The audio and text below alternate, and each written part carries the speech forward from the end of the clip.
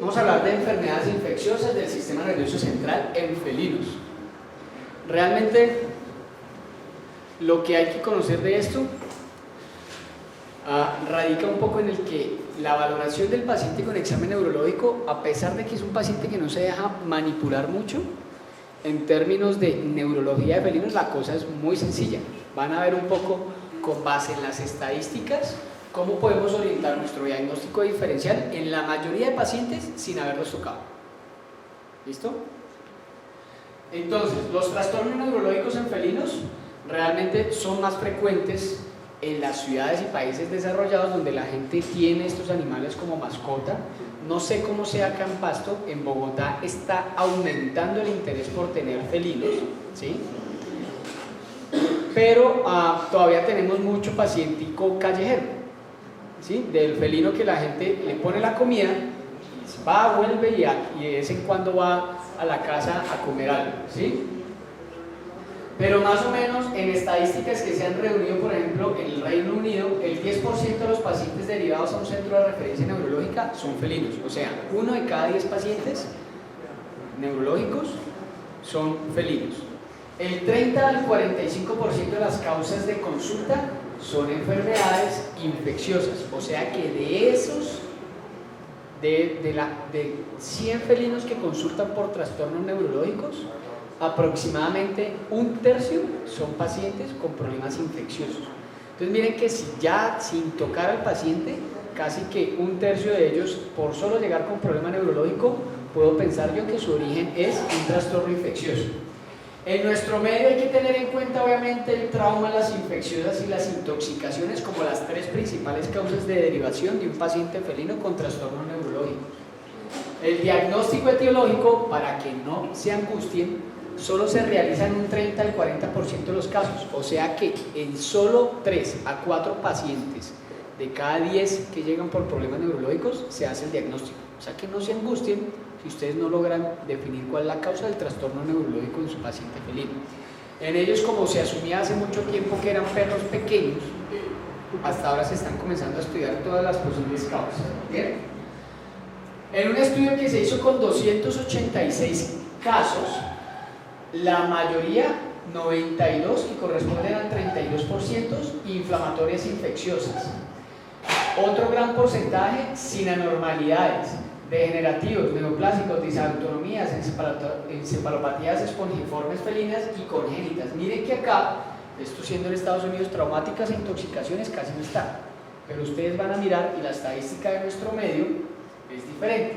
Dentro de las causas infecciosas, miren, el PIB, el 50%. O sea que si ustedes evalúan y el 32% de los casos, o sea, un tercio, corresponden casi a inflamatorios infecciosos, y de esos la mitad son PIB, ya tienen hecho un gran avance en su diagnóstico. O sea que me llevo el paciente felino con un trastorno neurológico, por solo estar ahí yo ya considero que tiene 30% de probabilidades de tener un trastorno infeccioso inflamatorio. Y adicionalmente 15% de que sea peritonitis infecciosa felina. Y en nuestro medio, con la cantidad de gatos callejeros, probablemente ese porcentaje sea mucho más alto, ¿sí? Esto es en países desarrollados donde los animales no salen tanto. Bien, viral no consistente con PIV, protozoáricos, bacterianos, virus de leucemia y criptococosis. En nuestra experiencia, muchos de estos son oportunistas, más que agentes primarios. O sea, mucho paciente contiene BILEF, BIF, y eso conduce a que tengan trastornos neurológicos asociados a protozoarios o a infecciones bacterianas o micóticas secundarias. Bien, nuestra casuística más o menos, recuerden y siempre lo dividimos, los gatos representan el 8%, o sea, más o menos muy parecido a lo que hay en otros centros de diagnóstico neurológico. La mitad son pacientes con trastornos supratentoriales, por encima del tentorio óseo. Infratentoriales, un tercio.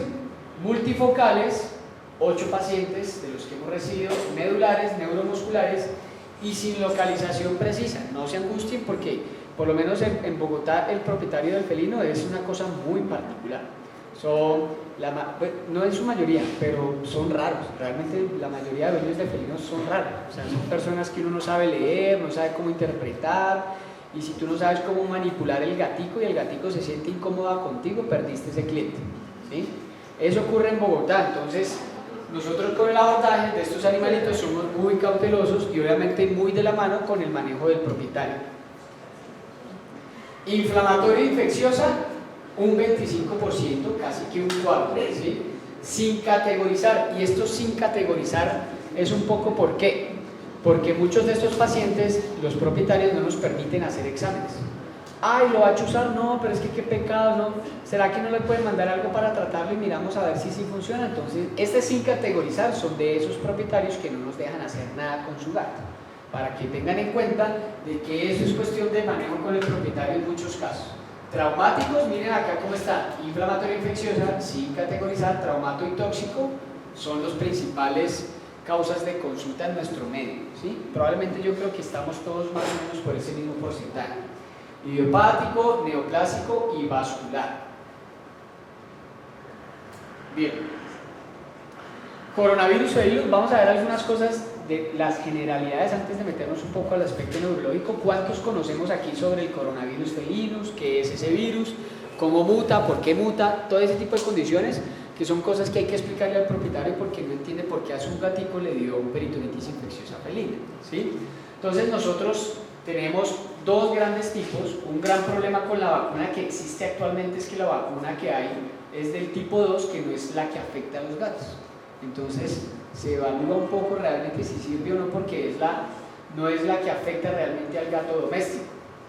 Pero el coronavirus felino muta a un coronavirus entérico felino que causa una enteritis y en algunos casos incluso signos imperceptibles, y como consecuencia de la genética de ese paciente, el mismo coronavirus entérico muta a un virus de peritonitis infecciosa felina, que es el que causa la enfermedad, ¿sí?, de la peritonitis infecciosa felina.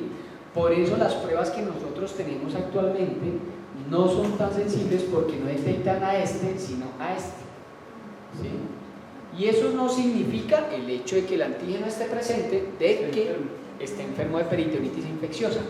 Vamos a tener o vamos a ver otras pruebas que nos pueden orientar hacia el diagnóstico de la peritonitis infecciosa felina. Entonces, dentro de todo este proceso de mutación, la mayoría de estos virus inician su proceso de replicación para causar una enfermedad sistémica en los macrófagos, y ellos tienen una maquinaria que les permite replicarse en el interior. Los gatos genéticamente sensibles inducen una respuesta inflamatoria, que es lo que termina matando al paciente. Lo que mata al paciente no es el virus, es la respuesta inflamatoria de ese paciente a ese virus lo que termina matando al paciente, ¿sí? Por eso el tratamiento, a pesar de ser una enfermedad viral, son inmunosupresores, como lo vamos a ver más adelante. ¿Bien? Hay dos formas, seca y húmeda. Probablemente ustedes sepan un poco más de eso, porque a mí me llegan estos pacientes solo cuando tienen signos neurológicos, no en las formas secas y húmedas que están afectando a algunos otros órganos. Provoca una vasculitis piogranulomatosa, y de acuerdo a la respuesta inmunológica que tenga el paciente, el granuloma se remite, o obviamente pueden generar respuestas granulomatosas multifocales. Uno puede ver pacientes con respuestas granulomatosas en sistema nervioso central, pero muchas veces el diagnóstico se hace por aproximación de lo que tú detectas a nivel sistémico. Palpas el abdomen, se encuentran nódulos, masitas en el intestino, superficies irregulares en el riñón, lo que te hace pensar que probablemente estemos frente a una fase seca granulomatosa del virus de la peritonitis infecciosa felina. Envuelve meninges, células ependimarias y plexo coroideo en el sistema nervioso central, y por eso es muy patognomónico el patrón imagenológico en resonancia, porque está alrededor de los ventrículos las lesiones generalmente. Y los signos en la mayoría son supratentoriales. Signo cortical o supratentorial en un paciente felino, eso te aumenta la probabilidad de que sea peritonitis infecciosa felina. Bien, signo supratentorial, porque muchos, producto de las lesiones que hay en su sistema ventricular, desarrollan hidrocefalias secundarias, y por el paciente llega deprimido, llega con signos corticales, como el que vimos anteriormente del gatico que tenía depresión, un estado deprimido y como consecuencia de ello obviamente los déficits en las pruebas de estación que les mostré anteriormente. Es la enfermedad infecciosa más frecuente detectada en gatos con trastornos neurológicos, o sea, les decía, el 30% inflamatorio infeccioso y 20% infecciosa felina. El 40 al 50% de todos los casos asociados con cambios inflamatorios son a nivel de encéfalo, por eso causan signos supratentoriales.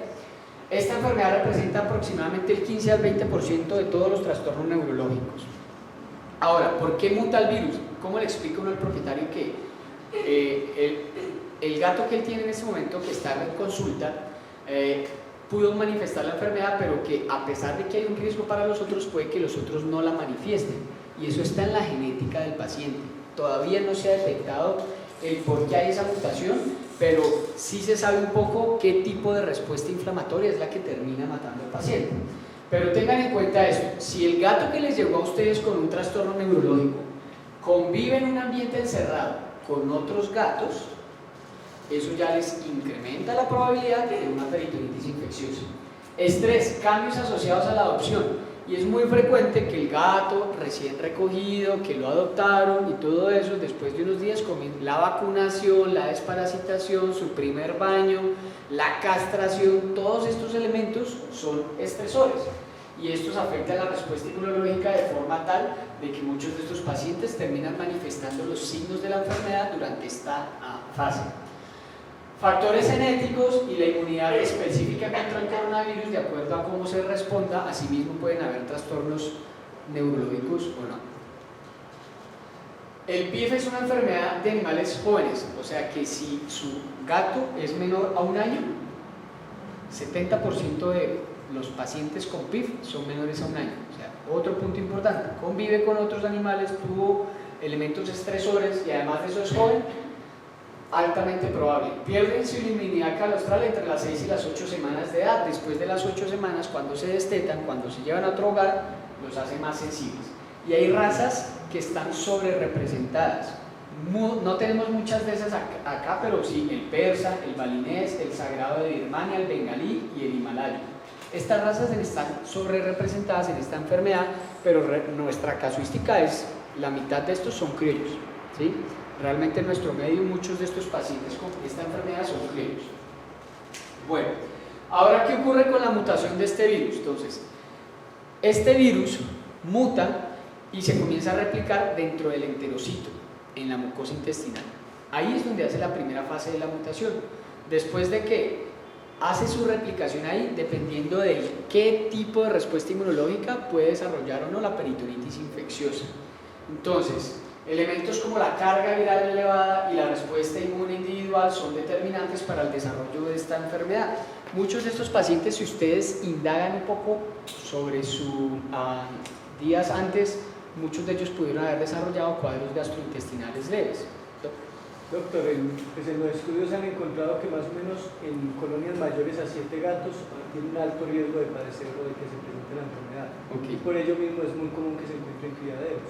Perfecto, no había leído ese dato y es muy interesante porque cuando uno se va a remitir a qué pruebas hacer en un paciente, son este tipo de tips, de detalles, lo que le dice a uno que va a hacer. Tú neurolocalizas, pero la neurolocalización no lo es todo, sino tener en cuenta la edad del paciente, el 70% son menores a un año, si convive con otros animales y si está en un lugar donde hay más de 7 animales, pues es una alta posibilidad de que el paciente desarrolle la enfermedad.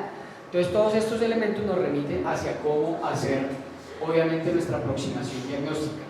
Manejo de las heces, una cosa importantísima, obviamente que la gente que tiene gatos tiene que estar comprometido con su gato, no es para mantener esto así. Y si uno sabe que la higiene de ese paciente o de la casa no es la mejor, eso nos hace sospechar también de que pueda ser peritonitis. Miren, el coronavirus felino, yo siempre evalúo fondo de ojo en mis pacientes neurológicos. No muchos colegas lo hacen, pero el coronavirus felino es una enfermedad que puede causar alteración del fondo de ojo por una corioretinitis. Y uno lo ve manifestado a través de esto, en la pérdida de la integridad de los vasos y este aumento de la sombra posterior al vaso retiniano. Eso es muy sugestivo de corioretinitis y si ustedes tienen un paciente con un un trastorno neurológico supratentorial menor a 1 año y con cambios en el fondo de ojo, póngale la firma que por clínica ya tienen un diagnóstico de peritonitis infecciosa felina. ¿Bien? Interesante, entre mejor respuesta inmunológica hay, peor es el pronóstico del paciente. Interesante, pero triste, porque si el paciente responde con una producción de anticuerpos, eso induce una respuesta humoral que termina afectando directamente la vida del paciente por la respuesta inflamatoria que se genera. Los gatos que no poseen anticuerpos contra el coronavirus entérico felino no desarrollan peritonitis infecciosa felina. Qué paradoja, ¿no? Mientras que los que tienen anticuerpos, como los mismos no son neutralizantes, comienzan a causar lesiones sistémicas. Y ya ahorita les voy a mostrar con un pequeño gráfico un poco para que entiendan ese concepto del inmunológico y eso les permite entender cómo estamos tratando nosotros eso. Formas de la presentación: la efusiva o húmeda aguda, no efusiva o seca, crónica, depende de la fuerza de respuesta mediada por los linfocitos T y B. Si es linfocitos B, tienden a ser más fase aguda, húmeda o efusiva, mientras que si es T, tienden a ser más la fase crónica. Y la única forma de saber eso es a través de pruebas que todavía no tenemos disponibles en Colombia para animales, que son las citometrías de flujo. ¿Sí? La extracción del líquido y el análisis del mismo a través de una prueba que se denomina la prueba de Ribalta. ¿Sí la conocen? ¿La han escuchado? ¿La hacen acá? ¿Sí? ¿Sí la hacen? Con el ácido acético. Okay. Es una pruebita que les ayuda a orientarse porque tiene una sensibilidad del 92%, es súper sencilla esa prueba, con ácido acético y la secreción, y eso los orienta mucho hacia qué tipo de proteínas existen en el exudado que ustedes están extrayendo. Ascitis y efusión pleural, y si tienen las dos, mucho más sugestivo. Rara vez el paciente en fase aguda hace signos neurológicos, porque la fase aguda, que es efusiva, pues es tan delicada, tan grave, que muchos de ellos terminan falleciendo antes de hacer una fase neurológica, ¿sí? Entonces la mayoría de ellos terminan obviamente falleciendo en la fase húmeda como consecuencia de su respuesta inflamatoria. Mientras que en la forma crónica, los cambios de ojo, les mencionaba anteriormente, también pueden haber pequeñas hemorragias, porque recuerden que inducen vasculitis, y estas vasculitis pueden ser retinianas o más bien coroidales, porque la retina como tal no tiene vasos, los vasos que uno ve realmente son de la coroides, pero en estos pacienticos uno puede ver fondos hemorrágicos. Es otro signo que los puede a ustedes hacer sospechar de que el paciente tenga peritonitis infecciosa felina. Miren esto, el 15% de los gatos con PIF tienen lesiones exclusivamente oculares. ¿Qué tipo de lesiones? Iridociclitis, corioretinitis, manguitos perivasculares ensanchados. Y obviamente los signos típicos del paciente con enfermedad, que son inespecíficos. Un felino inapetente y deprimido, eso lo puede causar hasta el cambio de arena. ¿En serio? Un gato se puede deprimir porque le cambiaron la arena y dejar de comer. Entonces esos están ahí presentes, pero tengan en cuenta causas de corioretinitis en el perro y en el gato. Por eso uno evalúa siempre fondo de ojo, porque las mismas pueden causar signos neurológicos.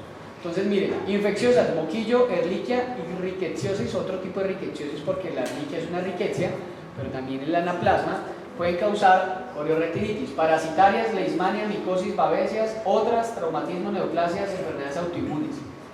En el gato, PIF, leucemia e inmunodeficiencia. Las tres bilables pueden causar corioretinitis, ¿sí?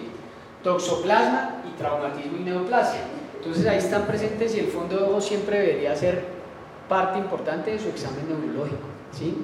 ¿Cuántos aquí examinan fondo de ojo constantemente? ¿Tú? 1 de 22. Bueno, entonces vamos a comenzar a evaluar fondo de ojo, porque eso nos da mucha orientación, sobre todo en el examen neurológico. Bueno, aquí están las tres tipos de respuesta y con base en ella el pronóstico. Cuando la respuesta humoral es leve y la respuesta celular es normal, desarrollan la fase seca, el pronóstico es reservado. Cuando hay una fuerte inmunidad humoral, o sea, muchos anticuerpos, y ausencia de inmunidad celular, desarrollan fase húmeda, pronóstico mal, ¿sí? ¿Cuántos recuerdan esos conceptos de inmunología de las estudiantes? Vengan y nos hacen un recuerdo aquí de que es una inmunología celular y una humoral. ¿Poco?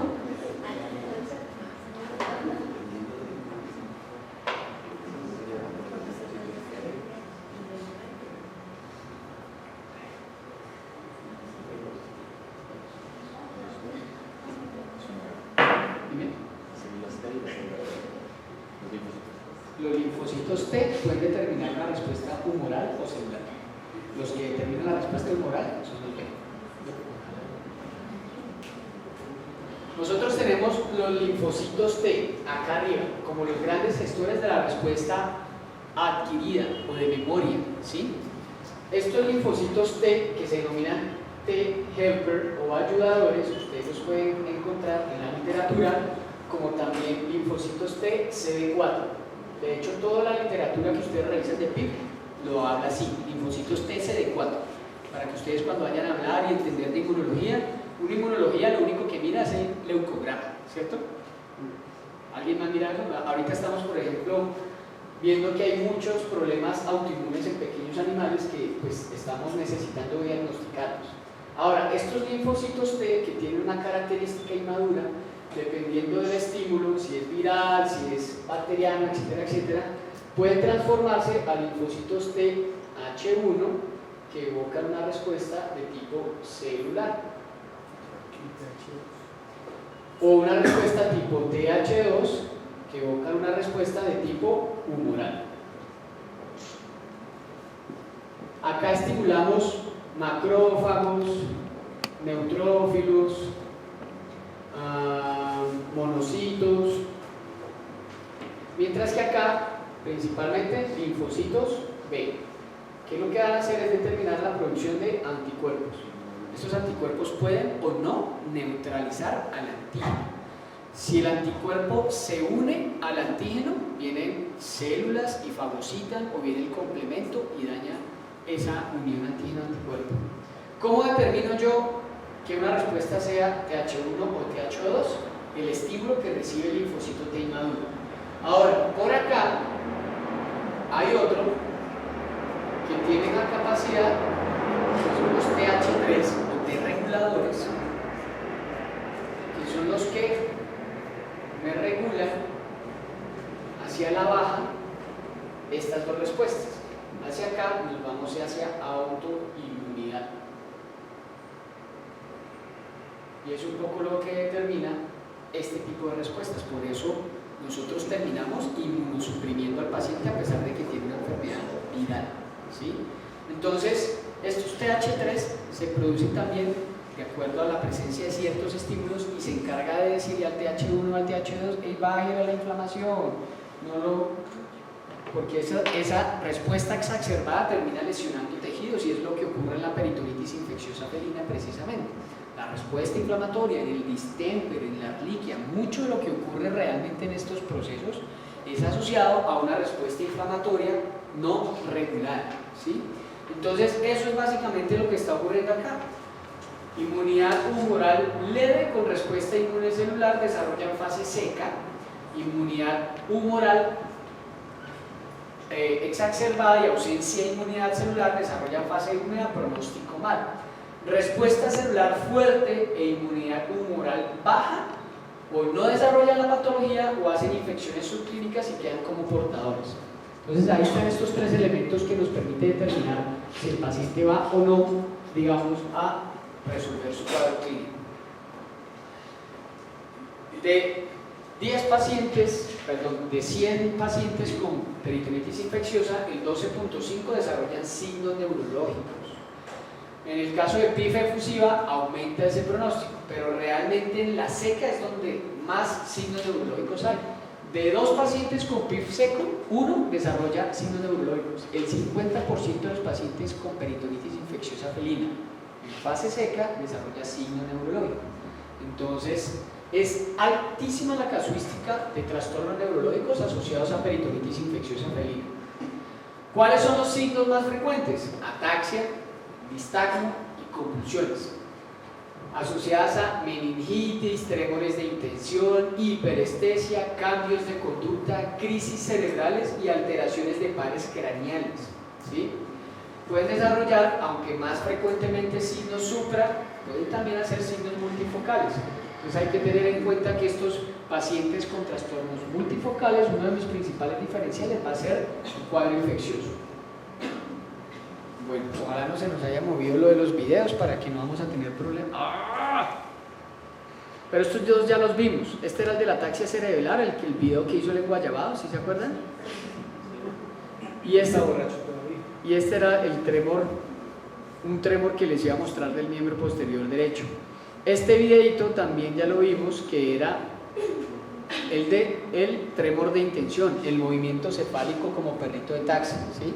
Porque no sé por qué se me desconfiguraron los videos, pero la cerebelitis es un signo neurológico frecuente, o bueno, una afección neurológica frecuente en el paciente con peritonitis infecciosa.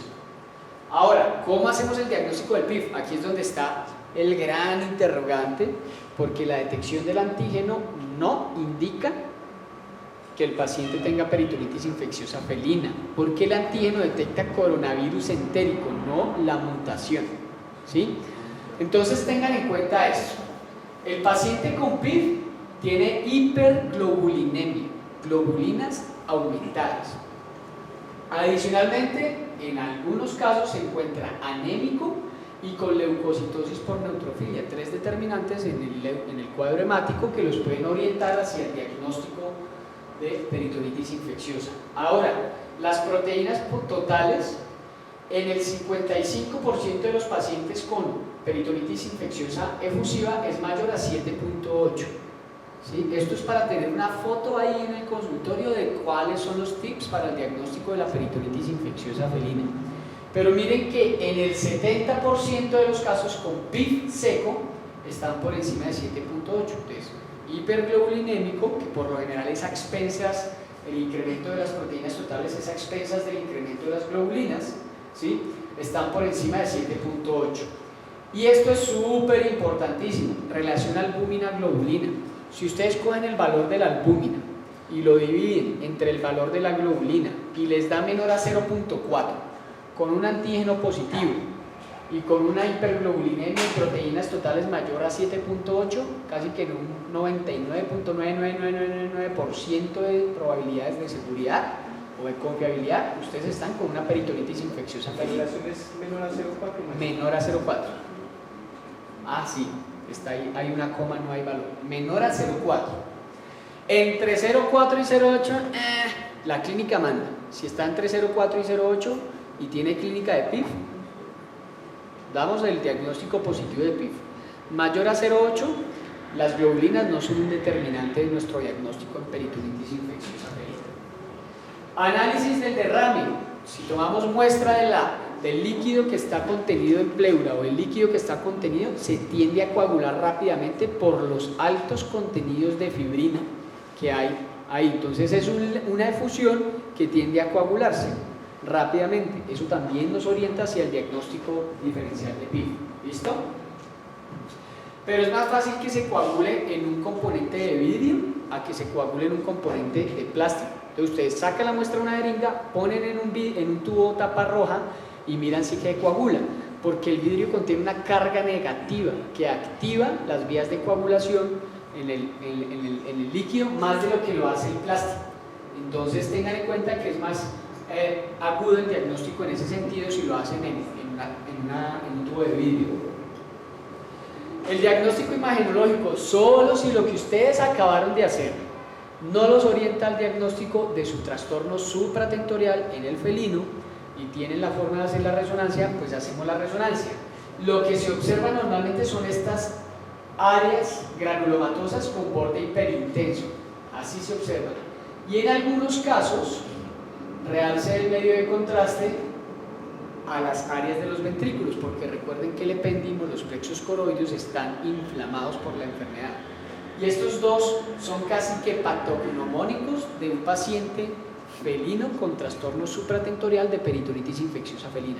Realmente nosotros no hemos hecho la primera resonancia de paciente con peritonitis porque los demás elementos de diagnóstico nos daban ya la respuesta. Relación albúmina-globulina, detección de antígeno y la hiperglobulinemia. En la mayoría de pacientes porque los que nos llegan a nosotros son secos. Fase húmeda no nos llega. fase 1 no nos llega a nosotros de paciente con peritonitis infecciosa porque la mayoría fallecen antes de que logren desarrollar signos neurológicos. El diagnóstico histopatológico, lo que encontramos es eso, esto para los que les sirvan, las estudiantes que todavía les toca ver histopatologías, meningoencefalitis asuporativa con manguitos perivasculares e infiltración meningia con células mononucleares. Esto es una reacción inflamatoria severa y este es el vaso sanguíneo, aquí pequeñito. Estas reacciones inflamatorias son realmente muy exageradas. Esto se los quise poner para que ustedes de pronto, si les interesa, lo consulten. Es una página que se llama el ABCD de el Consejo Advisory, ¿cómo se dirá en español? Como el Consejo Superior para las Enfermedades en los Felinos. Ustedes pueden buscar en esa página y ahí existen guías de cómo diagnosticar el BILEF, de cómo diagnosticar el BIF, de cómo diagnosticar el PIF, cómo tratarlos, cuáles son las tendencias, qué estudios se han hecho, qué sirve y no sirve, para que ustedes determinen si realmente lo que están haciendo, porque hay muchas cosas que se hacen con base en experiencia clínica de otros colegas o teorías muy coherentes que le permiten a uno conectar la fisiopatología con los mecanismos de los medicamentos, con los mecanismos de acción de los medicamentos. Pero aquí está, en este que dice Guidelines, ahí están todas las guías, ¿sí? Si ustedes quieren, ahorita les pongo la página para que la copien. Pero si ustedes buscan ABCD Feline en Google, les aparece fácilmente la guía. ¿Listo? ¿Cómo vamos a tratar a estos pacientes? Miren, esta tabla es extraída de la guía para el tratamiento de la peritonitis infecciosa felina.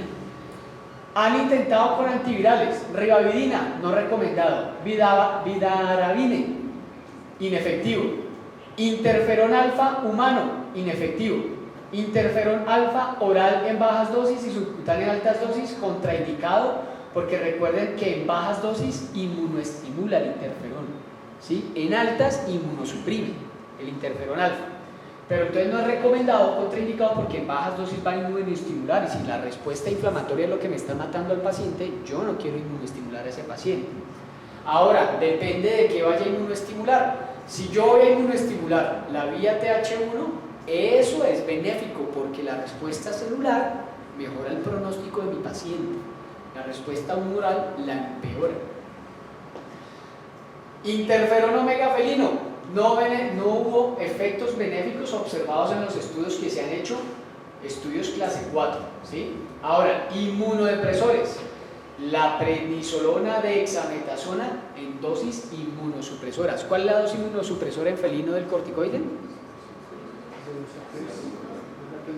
2 a 3, 0,5, de 2 a 4 caninos, de 3 a 6 felinos, miligramos por kilo, dosis inmunosupresora, ¿sí?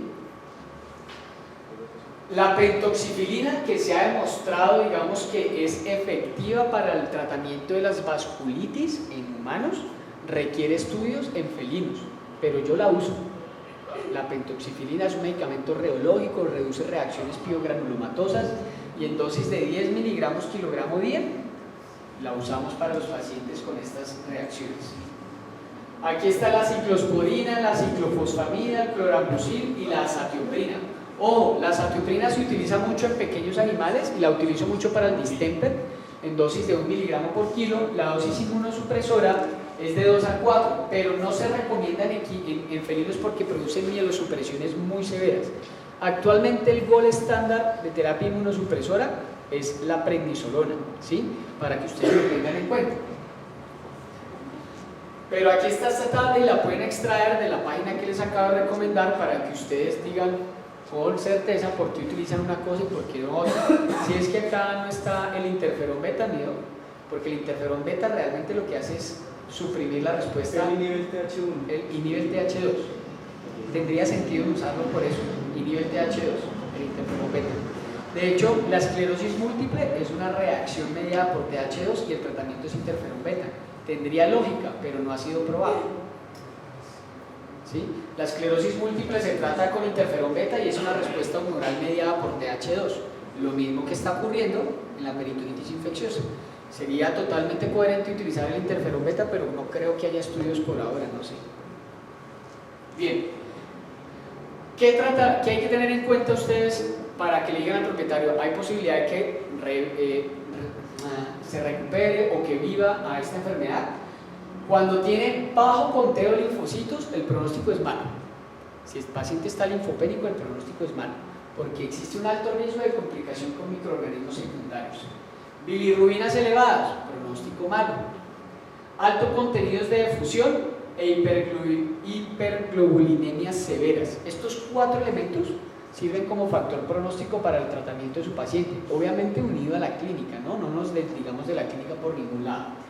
Gatos que no mejoran en 3 días, sobre todo con la fase efusiva, deberían considerar la eutanasia, y eso es lo que dice la guía que les mencioné anteriormente.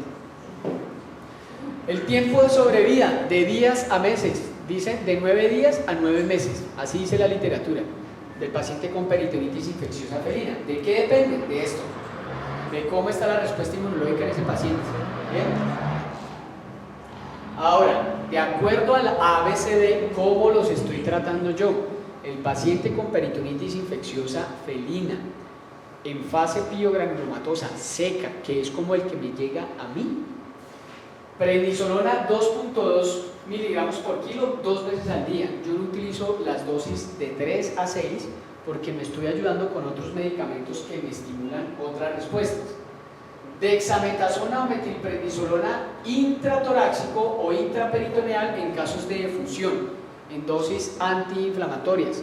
La dosis antiinflamatoria de la dexametasona 0.25 a 0.5 miligramos por kilo, porque la inmunosupresora es de 1 a 2 de la dexametasona, a diferencia de la prednisolona, que es más alta, y la de la metilprednisolona de 10 a 15 miligramos por kilo. Uno puede utilizar esa dosis después de que has drenado para estabilizar membranas del endotelio vascular y seguir evitando la efusión. Si no funciona, puedes ya utilizar dosis inmunosupresora de la dexametasona intraperitoneal o intratoráxica, ¿sí? Y esa es una muy buena alternativa para reducir la efusión, que es lo que en principio complica el cuadro de estos pacientes en fases efusivas. La pentoxifilina 10 miligramos por kilo una vez al día. Vienen tabletas de 400, no es fácil de medicar, ¿sí? Pero utilizamos esta medicación en algunos casos diluida en agüita para dárselo a los pacientes vía oral. Ahora, biológicos, me ayudo con el engistol. El engistol mejora la respuesta TH1. Y si mejoro respuesta TH1, mejoro respuesta celular. Y de eso hay estudios que no se los puse aquí porque el objetivo no era hablarles de hemotoxicología, pero los que quieran, el jueves y el viernes vamos a hacer un seminario en el Cuellar sobre terapia bioreguladora, para que conozcan cómo funcionan estos medicamentos y cuáles son los estudios que hay al respecto. Y Traumel, que me estimula TH3. Entonces yo estoy a través de estas 2 vías celulares reduciendo la respuesta humoral. El Traumel y el TH3 secreta interferón beta, el TH3 secreta interferón beta, ¿sí? Y el TH1 también secreta interleuquina 2 e interleuquina 10 que suprimen la respuesta TH2, ¿sí ven? Y adicional, el Cerebrum compositum como neuroprotector, que es un medicamento biológico. No existen más estudios ni no existen más medicamentos. El domoso, que siempre me lo preguntan en todas las charlas, no he encontrado literatura que diga que sí es bueno para pacientes con trastornos neurológicos. No he encontrado, ni siquiera en roedores, ¿sí?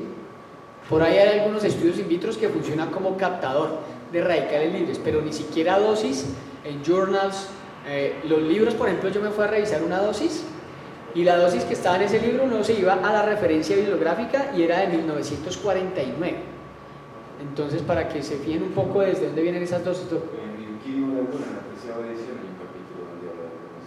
Y para trauma medular, ¿sí? ¿En cuál? ¿En la KIR? Bueno, súper, porque yo realmente ese no lo he revisado, pero sí he buscado pues en los buscadores que les mencioné anteriormente y no he encontrado información sobre el domoso para trauma medular. Bien, ¿preguntas de la peritonitis infecciosa felina? Ahora, siempre hay que decirle al propietario, independiente de qué sea lo que ustedes hagan, cómo lo traten, que el pronóstico de la peritonitis infecciosa es malo, que probablemente ustedes puedan prolongar la vida de ese paciente unos cuantos meses, pero no para toda la vida.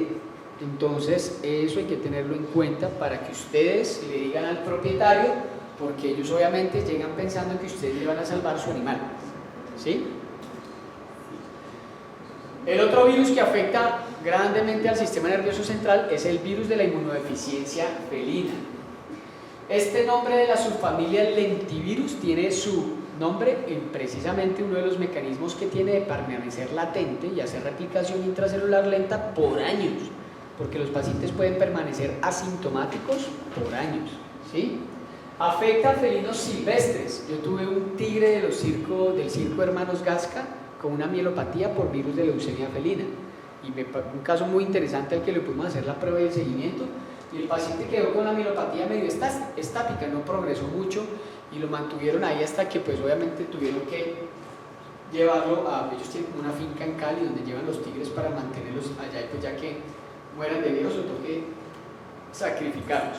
Ahora, miren, es síndrome de inmunodeficiencia por depresión de CD4, o sea que estos pacientes pierden la capacidad de respuesta celular y humoral, no tienen con qué defenderse, y es un síndrome de inmunodeficiencia similar a lo que ocurre en humanos.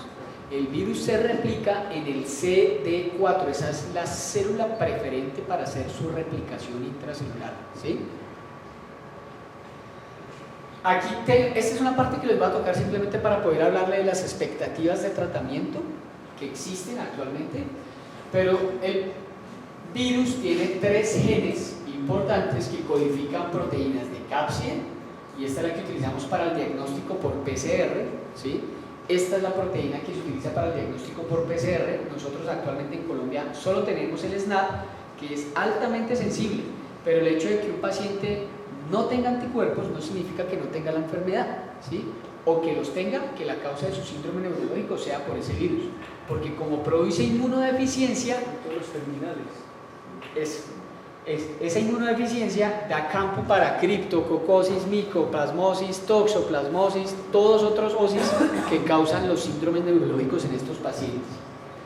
El gen POL, que se codifica para proteínas como las integrasas, proteasas, y la transcriptasa reversa, que le da la capacidad de virulencia y replicación, y el gen E, que codifica estas 2 proteínas, y actualmente estas son las que, así como en el virus de la influenza que decían H1N1 y después decían H9N11, estas proteínas son las que dan origen a los 5 biotipos, las capacidades de mutación de la misma. Por eso no hay antivirales que sirvan, por eso tampoco tenemos vacunas, porque este virus tiene una capacidad de mutación altísima, ¿sí? Por eso no hay vacuna contra el SIDA, y tampoco pues la leucemia viral felina es muy efectiva, de la inmunodeficiencia viral, perdón. Yo les estoy... Sí. Bueno, yo no los voy a aburrir con esta partecita, que esto es parte de la replicación, de cómo hace la replicación el virus dentro de la célula. Tengan en cuenta esto: enfermedad endémica en todo el mundo, más frecuente en machos que en hembras, y especialmente en callejero. El macho es más callejero que la hembra, ¿sí? Entonces, tengan en cuenta eso. La transmisión se da por mordedura y el promedio es de 5 a 6 años. Vieron que el PIB era de gatos jóvenes. Entonces, si tenemos un gato joven, nos orientamos más por PIB. Si tenemos un gato joven adulto, nos orientamos más por virus de inmunodeficiencia. No exclusivamente. Prevalencia mundial del 6 al 15%, pero miren en Argentina, testeados en un estudio, salieron positivos a leucemia, a virus de inmunodeficiencia. Y eso creo yo que es una estadística que se acomoda un poco más a nuestro medio, ¿sí? Para que tengan en cuenta, porque los estudios que uno tiene son de países desarrollados, en donde la gente cuida más a los animales y son de casa. En Latinoamérica los gatos son más callejeros. Tenemos varias fases del virus de inmunodeficiencia. La fase aguda, de 4 semanas hasta 4 meses posinfección, y es en esta fase donde normalmente se desarrollan los signos neurológicos como consecuencia del virus. 4 semanas a 4 meses posinfección, ¿sí? Si este paciente es de edad joven adulto, y adicionalmente a eso tenemos un antecedente en este periodo que nos haga pensar que el paciente pudo haber sido afectado por eventos estresantes, pues sospechemos del virus de inmunodeficiencia. La asintomática, meses a años, pero causa un descenso progresivo de los linfocitos TCD4. Y la forma sintomática, tenemos infecciones crónicas en donde se pueden dar procesos inmunomediados. Gingivoestomatitis, que ocurre en el 50% de los casos. Entonces, un paciente felino con gingivoestomatitis, 1 de cada 2 puede ser positivo a virus de inmunodeficiencia felina. Entonces, en ellos hay que buscar eso, linfadenopatías, anemia y linfopenia. Y ya cuando estamos en la fase terminal, aquí es donde tenemos a los patógenos oportunistas, la criptococosis, la toxoplasmosis, la micoplasmosis, causando los verdaderos problemas. Aquí ya la depresión acabó con el sistema inmune del paciente y es ahí donde los microorganismos patógenos secundarios causan los problemas que pueden obviamente manifestarse o no a través de trastornos neurológicos. El toxoplasma sí causa problemas neurológicos en el felino y es mucho menos frecuente de lo que lo hace en el canino, pero sí lo puede causar. ¿Bien? Y aquí en esta parte podemos determinar que estamos frente a un patógeno secundario, más probablemente a que sea el SIDA lo que esté, o el BIF lo que esté causando.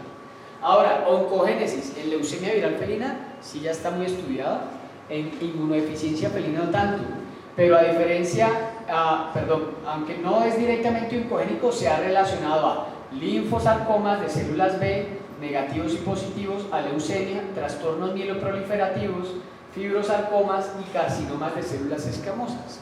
Sí tiene propiedades oncogénicas o no tiene propiedades oncogénicas, mentira, sino que se ha encontrado a pacientes felinos con estas neoplasias positivos a virus de inmunodeficiencia felina. ¿Bien? Ahora, sobre los trastornos neurológicos, el virus tiene cepas que son neurotrópicas. De estos 5 biotipos que hay de la leucemia, del virus de inmunodeficiencia A, B, C, D, E, hay biotipos de estos que son biotipos con tropismos por trastornos o por sistema nervioso y causan daño directo a las células piramidales en la corteza cerebral. Producto de esto, estos pacientes desarrollan crisis motoras severas, faciales, tienen contracciones involuntarias de la musculatura facial, ya les voy a mostrar unos casos. Alteraciones de conductas, demencias, convulsiones, crisis faciales y paresias. Facilita las infecciones de oportunistas. Entonces miren, apuesten todo lo que quieran que no acuerden.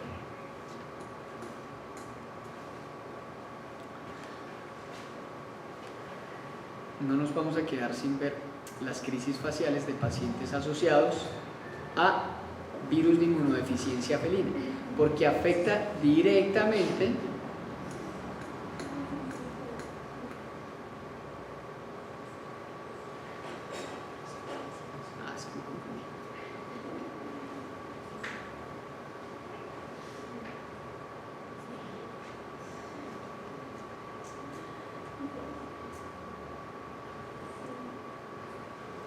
Bueno, entonces miren, si ustedes tienen un pacientico, adulto joven, entre 5 y 6 años, cuya causa de consulta es esta, esas son crisis faciales.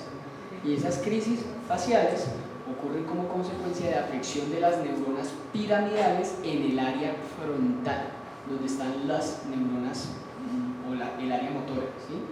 Estos pacienticos pueden desarrollar estas formas incluso sin periodos de relajación, una contracción muscular continua, totalmente continua, ¿sí? Pero estos pacienticos así, y miren cómo es el estado de conciencia de él, como nublado, como oído, más o menos. Eso nos habla de lesión cortical, ¿sí? Y esa es una posible causa. Este es el video anterior, tenía otros videos, pero desafortunadamente no creo que me vayan a correr. Estas crisis faciales son una de las causas más frecuentes por las que nos consultan a nosotros en pacientes con virus de inmunodeficiencia felina, ¿sí? Porque son cosas que llaman fácilmente la atención del propietario, ese espasmo, esa contractura involuntaria. Bueno, el diagnóstico, determinación de anticuerpos por ELISA, es lo único que tenemos nosotros acá, no tenemos más, hasta donde yo sé. Es el SNAP que estamos haciendo de IDEX, ¿sí? Y es una prueba muy sensible, pero con el problemita de que la ausencia de anticuerpos no te determine la ausencia del virus, y más sobre todo en estas fases asintomáticas, ¿sí? O en las avanzadas en las cuales ya no tienen respuesta humoral. Entonces tengan en cuenta eso. Miren, el 20% de los gatos naturalmente infectados con virus de inmunodeficiencia felina son negativos en las pruebas con detección de anticuerpos, 2 de cada 10. pueden salir negativos. ¿Bien? Repetir la prueba si es necesaria a las 4 semanas o al año, porque de eso depende si el paciente puede producir o no anticuerpos durante todas estas fases que les mencioné anteriormente. Sobre todo las fases asintomáticas necesitan de pronto un periodo más prolongado para la producción de anticuerpos. Tratamiento es complicado. La acidobudina, que es el antiviral de elección para los pacientes con SIDA, en Bogotá tenemos mucha restricción para conseguirla. No sé ustedes acá, ¿no la consiguen? Es el antiviral que se utiliza para humanos con SIDA. Y hay una presentación en suspensión que viene para los niños con madres con SIDA, porque el virus, como es capaz de permanecer latente, es capaz de ser transmitido por vía transplacentaria o incluso por alimentación por glándula mamaria. Entonces, en los niños se utiliza la acidobudina, en los gatos 5 a 10 miligramos por kilo cada 12 horas en ciclos de 21 días con descansos de 10 a 15. Realmente hemos podido tratar 2 o 3 pacientes con este medicamento y es porque los propietarios han tenido contacto con la Liga contra el Cáncer o con farmacias de venta de medicamentos intrahospitalarios. No es fácil de conseguir y la niegan porque pues obviamente entre tratar una mujer o un niño con SIDA y un gato, pues a quién le van a dar prioridad. Entonces no se consigue fácilmente, pero es la mejor elección. Ahora, recomiendan el ácido valpródico como un medicamento que facilita la remoción del virus a la sangre y que el mismo pueda ser eliminado más fácilmente por el sistema inmune. Pero si el paciente está totalmente depletado, el ácido valpródico no va a hacer nada. Entonces hay que tener en cuenta cuál es la respuesta inmunológica del paciente para usarlo. Yo no he usado el ácido valpródico realmente. Ahora, yo complemento mi tratamiento antiviral, si lo puedo hacer, con el Engistol, media tableta cada 12 horas, y estos 2 medicamentos, Gallium y Cerebrum. El Gallium es un medicamento que biológicamente hace lo que hace el ácido valproico, remoción de elementos intracelulares, y estos virus obviamente son de replicación intracelular. Y estos son terapias de soporte. Ahorita tenemos el 22 de julio en Bogotá un seminario internacional con un colega que en Estados Unidos trata estas enfermedades y los pacientes viven por 12, 15 años después de haber desarrollado fases sintomáticas sin ningún problema. Entonces, y esa es parte del protocolo que él utiliza y nosotros lo estamos adoptando un poco acá en estos pacientes. Tratamientos novedosos. En Argentina actualmente se está utilizando la lamivudina y la nevirapina como antivirales, asociados también a la acidobudina, y aparentemente la mezcla de estos 3 antivirales da mejores resultados, porque como este virus muta tanto, y sobre todo en esta parte de la transcriptasa reversa, pues toca utilizar antivirales con diferentes mecanismos para que bloqueen la replicación del virus. Inhibidores de la proteasa, aquí están, no están disponibles en Colombia, y menos estos que no lo vimos para no acelerar o no tocar esta parte del mecanismo de citoinvasión del virus. Pero supuestamente esto es el futuro, tratar de manera multimodal a los pacientes con estas enfermedades virales. Bien, preguntas de virus de inmunodeficiencia felina.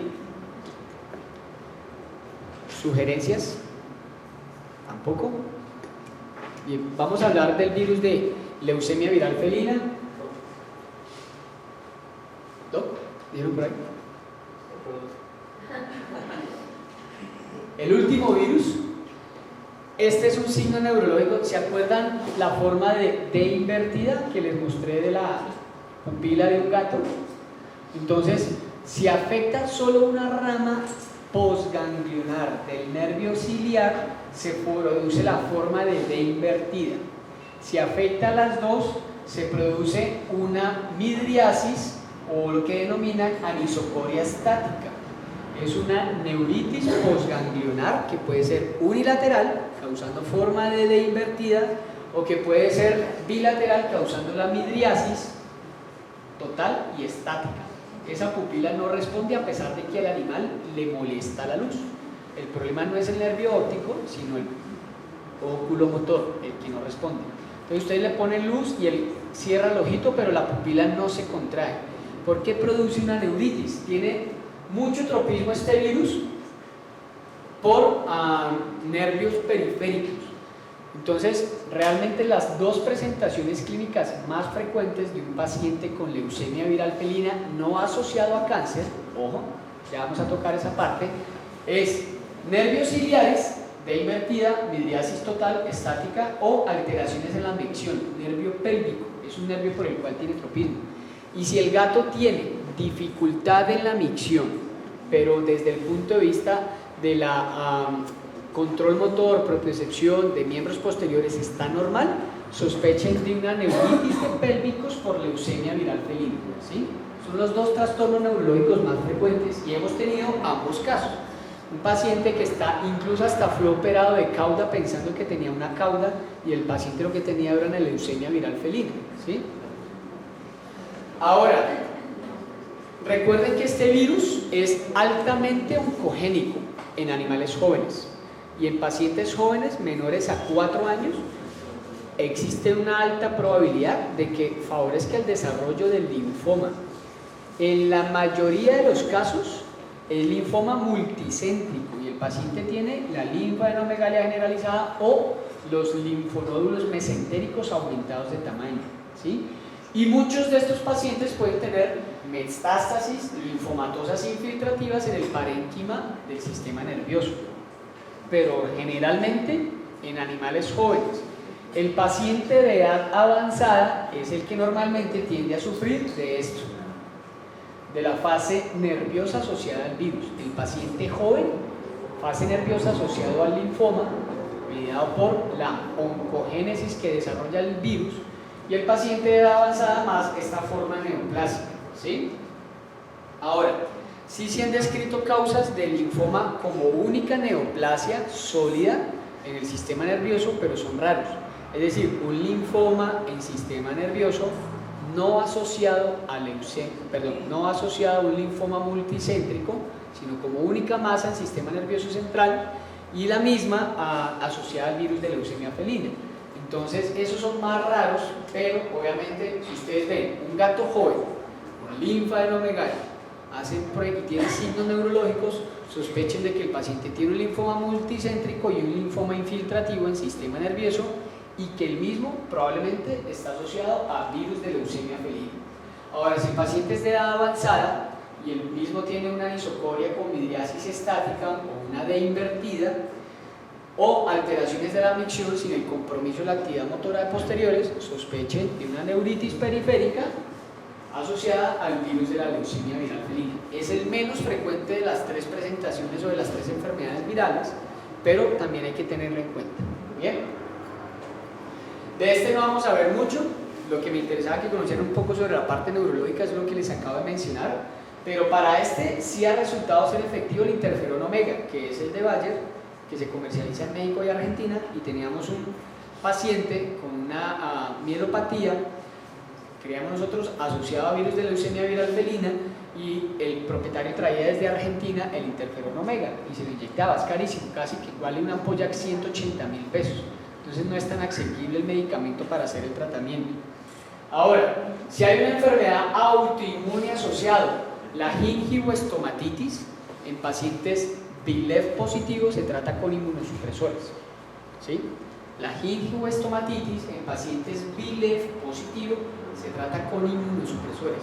Si el paciente es BIF positivo, no se dan inmunosupresores. ¿Bien? Porque en estos el mecanismo es inmunomediado, el paciente con virus de inmunodeficiencia no, porque se tiene depresión celular, busquen otras causas, no es inmunomediado. Ahora, el Mycoplasma haemophilus, también un oportunista, ahí está pendiente de poder causar infecciones secundarias. La doxiciclina en dosis de 3 a 5 cada 12 horas es muy efectiva. Si el paciente tiene linfoma, corticosteroides, dosis de 1 a 2 miligramos por kilo, funciona.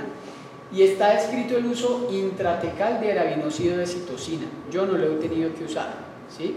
Los corticoides, y además, como les decía, el propietario del felino es como que muy poco invasivo con su paciente. Entonces, cuando nosotros vemos un paciente, signos neurológicos, BILEF positivo y linfoma, tratamos el linfoma, no avanzamos en diagnóstico hacia trastorno neurológico a ver qué lo está causando, porque probablemente o es el virus o es el linfoma lo que lo está causando. ¿Bien? Y aquí tenemos el protocolo biológico que utilizamos también en pacientes con enfermedades virales. El histol, estimulador de la línea TH1 celular, gallium, remoción del virus intracelular, y el linfomiosol, que es un excelente medicamento para trabajar el linfadenomegalias. Esto como terapia coadyuvante de cualquiera de las que tengan que ustedes que tratar, porque el VILEV como tal actualmente no se describe terapia antiviral para el mismo. Por ahí hay algunos estudios de inmunoestimulación con productos de bacterias, tal cual como viene el Infervet, es que es el Infervac. ¿Conocen ese nuevo de Calier? ¿No? ¿No ha llegado por acá? Bueno, es un inmunoestimulante nuevo que salió y que en teoría da buenos resultados para enfermedades virales tanto en perros como en gatos, y lo que son productos de bacterias y utilizan o funcionan como inmunoestimulantes. Bien. Conclusiones, tengan esto en mente.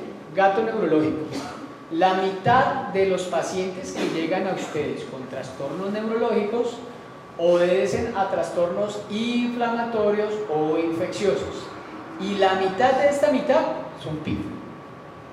¿Sí? O sea que ustedes ya tienen que 1 de cada 4 gatos con trastornos neurológicos es muy probable que la causa sea peritonitis infecciosa, o sea que es de lo primero a descartar, y sobre todo si les llega en fase seca, porque ahí es donde hay que hacer un diagnóstico más elaborado. La fase húmeda, pues es raro que algo cause ascitis y efusión pleural en un gato y que no sea PIF, pero la fase seca requiere el diagnóstico más elaborado que les mencioné anteriormente. El paneo hematológico: cuando uno tiene un perro con problema neurológico, las infecciosas no van en todos los casos, en el gato sí. ¿Sí? Para mí el paciente, y recuerden, como el propietario es de que me manipulen mi gato, saquen una muestra de sangre y traten de ahí hacer todas las pruebas que necesiten hacer, por lo menos virales, el cuadro hematológico y proteínas totiales diferenciadas. Aquí están. Electroforesis no estamos haciendo, pero lo recomienda la literatura. Y serología para VIF y VILEV. Ya ustedes hicieron aquí, en todo esto, descartaron grandes causas de su paciente felino con trastorno neurológico, descartando las 3 causas infecciosas. Bien, traten de realizar todos los procedimientos en la muestra en una sola toma, porque probablemente el propietario del gato no les permita repetir la chuzada después de que el gato estuvo chillando por la chuzada y llegó a la casa y no comió, no quiso moverse, hizo por afuera, me hizo show, doctor, no me lo vuelva a chuzar. Entonces en una sola toma traten de poder llevar a cabo todas las pruebas que ustedes necesiten para el diagnóstico de estas enfermedades. ¿Dudas?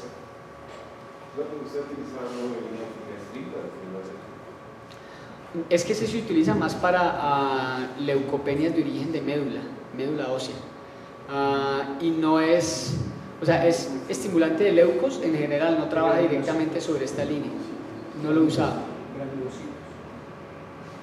Ese trabaja más sobre polimorfonucleares que sobre mononucleares realmente. Para neutropenias funciona muy bien, neutropenias mediadas por quimioterapéuticos, pero para este caso específicamente, haciendo la correlación entre el mecanismo. Dime. ¿En SIDA moquillo? En SIDA o moquillo. ¿Lo usas? Yo lo he utilizado en moquillo cálido cuando vi pero pues sube los números comentarios. Lo que pasa con el moquillo es lo siguiente: la fase neurológica, que es la que me toca a mí, no todas se inmunoestimulan, hay algunas que se inmunoregulan. Más que inmunosuprimir es regular, porque suprimir no ayuda totalmente, pero el moquillo, que es la fase neurológica, la que me llega a mí, no todos se trabajan inmunoestimulando. Entonces nosotros tenemos un protocolo que siquiera ahorita se los dejo anotado, que ha sido la maravilla para el moquillo, nos ha ido muy bien. Pacientes tetraparésicos, con crisis vestibulares, pacientes con mielopatías avanzadas, convulsivos, nos ha ido muy bien. ¿Listo? Entonces ahorita se las anoto después del almuerzo, para que lleguen después del almuerzo medio cabizbajos, emocionados a anotar el protocolo. ¿Listo? ¿Alguna otra pregunta? Doctor. Doctor, ¿usted de pronto ha tenido casos de Gürtner parálisis? ¿De liquia qué? De Gürtner. Es un hemato que les da a los gatos, produce paraplegia. ¿Erliquia? No. Gürtner parálisis. Ah, sí lo he leído, pero no he tenido casos. Lo he leído. Hay también casos, no sé si esta es la misma, la culetebra que también es un parásito que hace migraciones aberrantes y produce lesiones frontales. No, este se aloja en los vasos meningios, pero a nivel de médula. No he tenido casos de eso, o por lo menos no los he diagnosticado. Sí, han habido reportes. La disautonomía siempre. Las disautonomías, no, están descritas en la literatura, pero no es frecuente. Si tú tienes un gato con prolapso bilateral de membrana necrotizante, es una posibilidad, es uno de los diferenciales. ¿Perdón, no? Debe tener los síntomas. Claro. Todo lo que sea de disfunción del sistema nervioso autonómico, pérdida del control de la pupila, pero normalmente el que tiene protrusión, la disautonomía es simpática, entonces tienes que evaluar todo lo que tenga con control del sistema nervioso simpático.